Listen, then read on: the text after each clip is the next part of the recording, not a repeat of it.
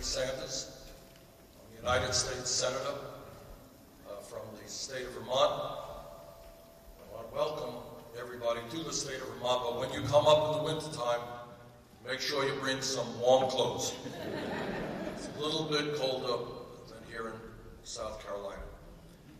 I have 4 kids. I have 7 beautiful grandchildren. My wife Jane and I have been married for 27 years.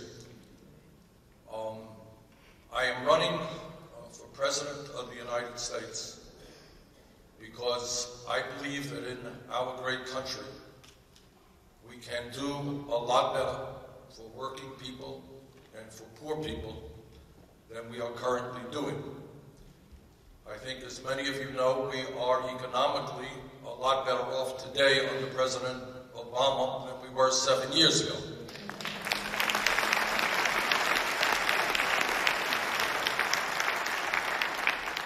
Seven years ago, we were losing about 800,000 jobs a month.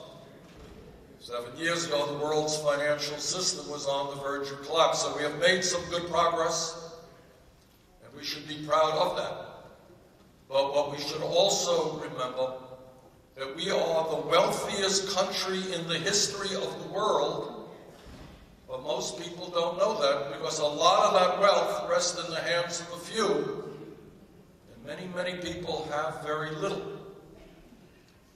In America today, we should not have the highest rate of childhood poverty of almost any major country on earth. In America today, we should not have 29 million people without any health insurance, and many more with large deductibles and co-payments. In America today, we should not have a situation where 51% of African American high school graduates between 17 and 20 are unemployed or underemployed. And in America today, we should not have more people in jail than any other country on earth. So I think it makes a lot more sense for us to be investing in education and jobs rather than jails and incarceration.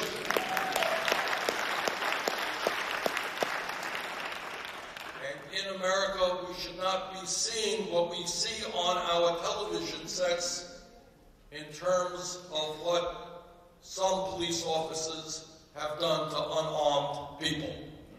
That we should not be seeing. And we need major criminal justice reform in this country. All Americans should know when they walk down the street, they're not going to be harassed by police departments. They're not going to be unfairly arrested. So I want to see us as a nation which does not have more people in jail than any other country, but has the best educated population on earth.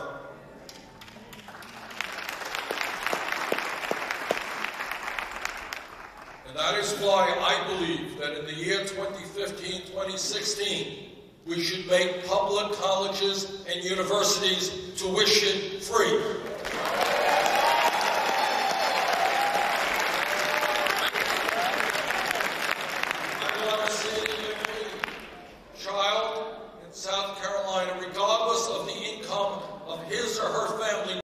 Mr. Trump, yesterday I interviewed Ame Horowitz, and he actually got on one of those rafts from Turkey, went to Greece, and then traveled to Germany, interviewed people at the camps where the Syrian refugees are being held. And in spite of what the president says, he says 80% of them are men between the ages of 18 and 50.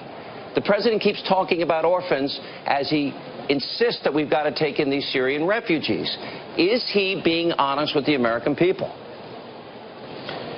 Well, Sean, I've been bringing it up for weeks. I looked at the migration, and I'm saying, you know, there doesn't seem to be very many women or children in that. They actually look like mostly young, very strong men. And I'm saying, what's going on? This could be the ultimate Trojan horse.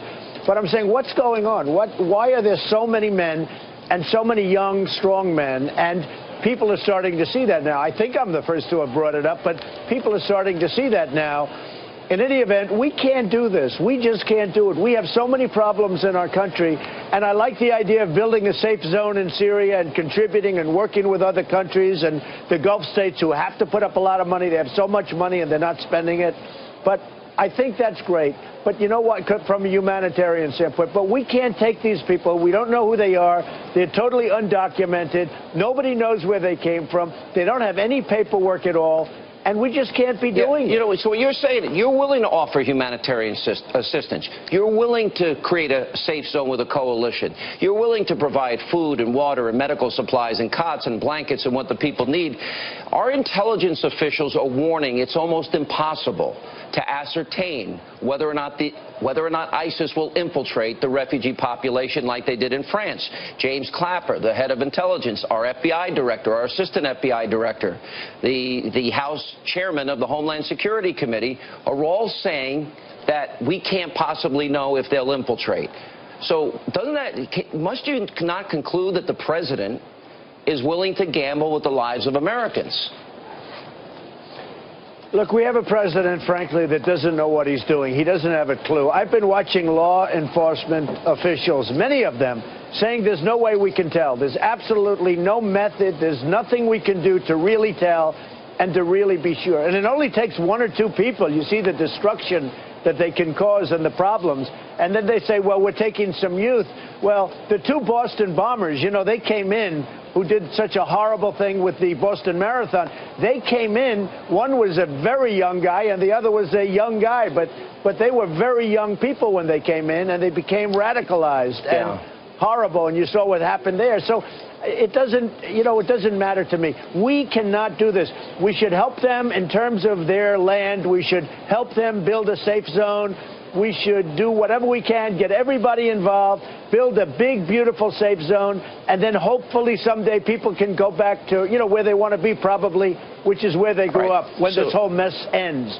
But it's a very, very dangerous thing for our country to be taking these people. Listen, the State Department issues this generic security threat and warning to Americans. On the same day, Turkey, as you know, earlier today, a Russian warplane was shot down near the Syrian border. They say they did not violate Turkey's airspace. And as a result of that, the New York Times pointed out one of the pilots that parachuted out was shot.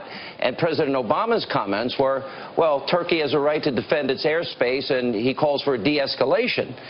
I'm not sure he's understanding what actually happened here.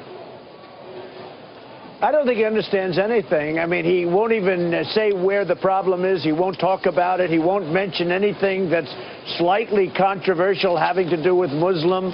And I know many Muslims. They're wonderful people. But we have a lot of problems. And the problems, as I always say it, they don't come from Sweden. This is a problem that's unique, and it's a very deep-seated problem. And we have to get to the bottom of it. But we can't be taking the people in. We can't be taking the Syrian refugees in. And we have to be very smart. We're not being smart right now. Now you're seeing planes being shot down. I mean, what are we going to end up with, World War III here because we have a president that doesn't know what he's doing? Let me go to this whole controversy over the fact that you talked about people in New Jersey, that there were reports that, in fact, there was celebrations after 9/11. Now, if we go to the Washington Post, and this was just 7 days after 9/11 on the 18th, the Washington Post says, in Jersey City, within 2 hours of two jetliners plowing into the World Trade Center, law enforcement authorities detained and questioned a number of people who were allegedly seen celebrating the attacks and holding tailgate-style parties on rooftops while they watched the devastation from the other side of the river. By the way, the Associated Press, at the same time, also wrote about rumors of rooftop celebrations. The Washington Post, I looked, I don't see one example where they made a correction in 15 years or 14 years. The Star-Ledger... They did no correction, absolutely. And the Star-Ledger also reported it. But the way this was reported is that you made this up whole cloth. You did not make it up whole cloth. No, I didn't make it up. No, no. It happened. It was on. I saw it. It was all over the place. It was on the Internet. And by the way, Sean, I have received, you had that Washington Post article, which was 6 or 7 days later. I have received hundreds of phone calls in my office from people saying they saw it. They were over there. People that live in New Jersey, they saw it. There was a celebration that they were so happy when the World Trade Center was coming down that they were celebrating. And I've had hundreds of phone calls, and I've had many, many tweets on @RealDonaldTrump but I've had many, many tweets and people saying that they saw it, that I was right. Yeah. And I am right. I mean, I'm 100% right. Look, I'm only saying it because we have to be vigilant. I'm not saying it for any reason. I don't want to stir anything up. But you have some people living here where we have some very, very serious problems. We have to be very careful. We have to be very vigilant. And that brings up the question, your comments earlier this week about waterboarding. Now, I had interviewed Jose Rodriguez. He was involved in this, and he repeated to me numerous times, and we only waterboarded 3 people. A lot of people don't know that. Only 3. But in the case of Khalid Sheikh Mohammed, it led to the intel, which led to the courier, which led to bin Laden. So, according to him, I asked him, would we have gotten bin Laden without the waterboarding? And he said, absolutely, we would not have. Explain why you think that that is a necessary tool that we need to be using. Well, first of all, I think it works. I have no doubt that it works. And maybe not in all cases, and maybe they'll give false information sometimes, but I have no doubt that it works. But the fact is that they're chopping off heads. They're drowning people in cages. They're keeping the cage underwater for a half hour and then pulling it up with many people in there. They're doing acts that nobody has ever seen before or even heard of before, and we're worried about waterboarding. How stupid can we be? And it does work, the waterboarding. We lost 3,000 people. Also, we lost 3,000 people because of radical Islamists. Let me play for you Congressman Keith Ellison. I think he's the first Muslim American congressman, and if I remember correctly, he took the oath on the Quran. And he made a comment that your rhetoric could cause assaults and murders. And I want to give you a chance to respond to him directly. Listen to what he said. All right. He's whipping up hatred to scapegoat a minority religious group, which has some very dangerous historic precedents, as you might agree. I mean, it's the kind of behavior that it's classic demagoguery. And, you know, he's going to get somebody hurt. The people who are mentally unstable or motivated by hate come out of the woodwork, and you see desecrations of buildings that are associated with that group. You see assaults. You see murders. Mr. Trump, I've never heard you talk about Muslims in general. I've heard you talk about radical Islamists. He is saying that is not the case. What's your answer to him? Well, again, we have a president that refuses to even use the term radical Islamic terrorism or anything having to do with that. And unless he's going to use the term, unless he's going to understand what's going on, we're never going to solve the problem. We have to solve the problem. As far as what he said, more people are getting hurt by being weak. We can be weak and we can close our eyes to the problems in this country. And we do that too often anyway.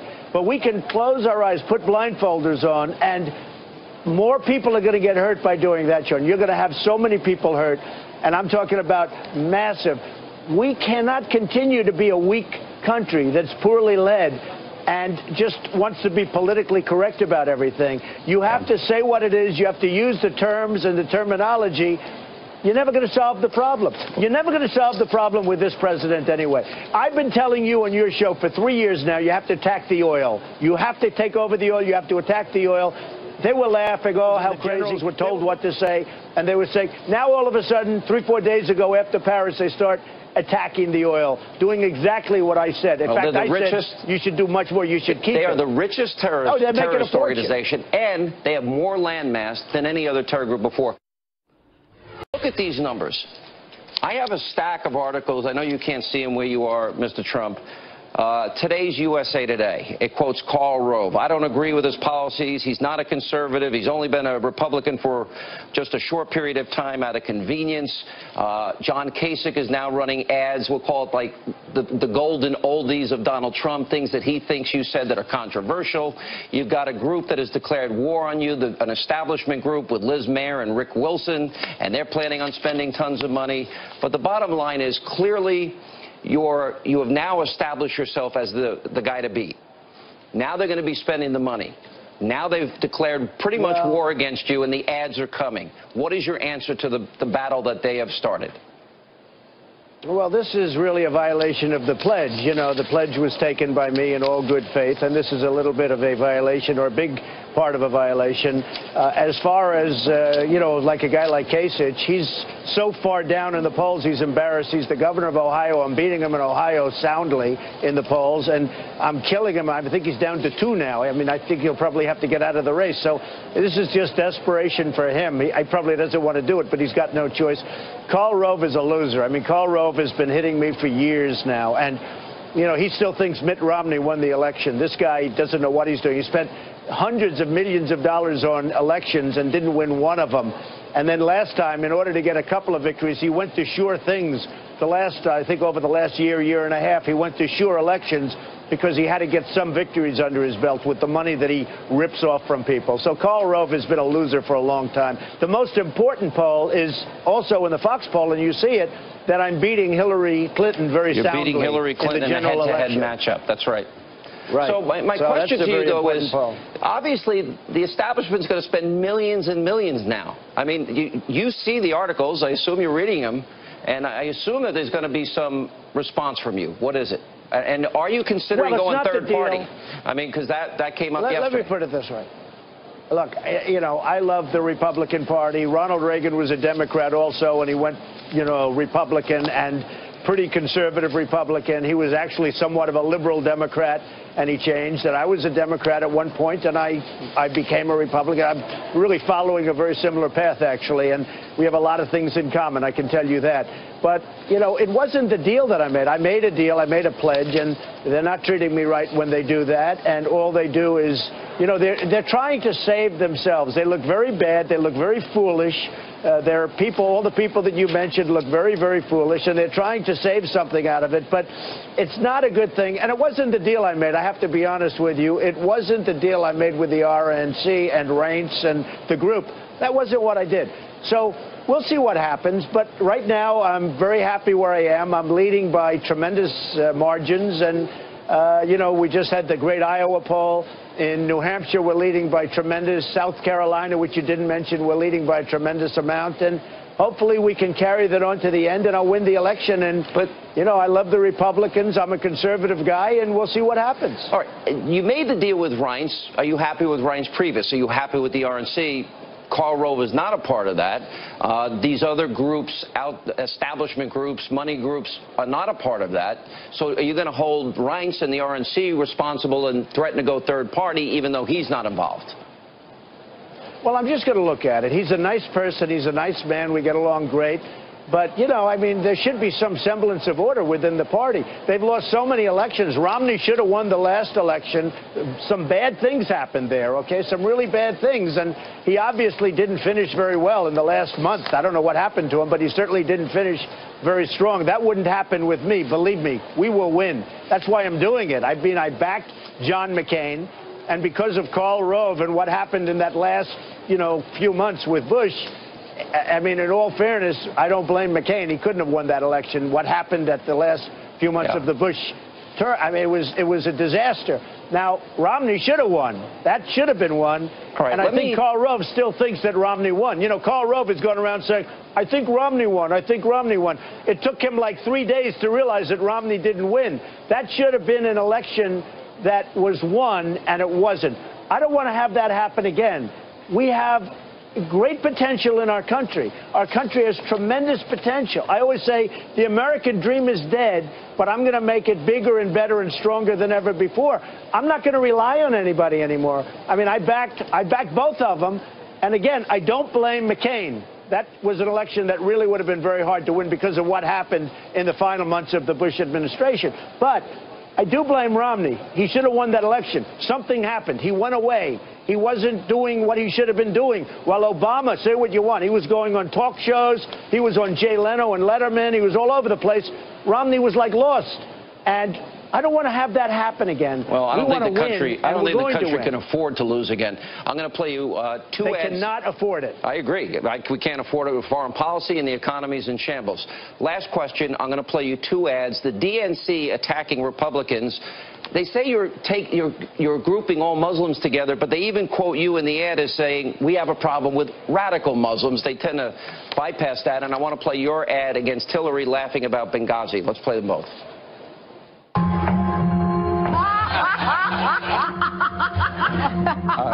including FBI officials. Look. Well, I don't know why that's funny.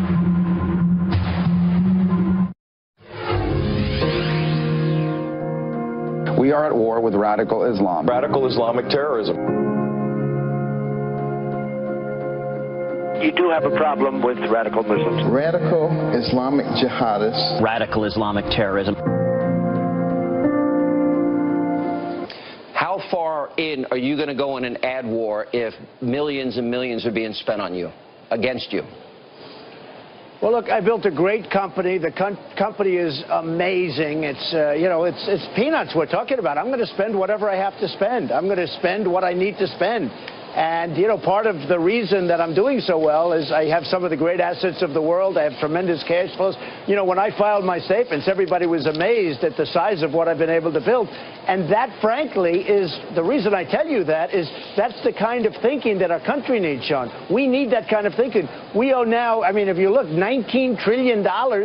And we have nothing but problems. Obamacare is a disaster. It's got to be repealed and replaced.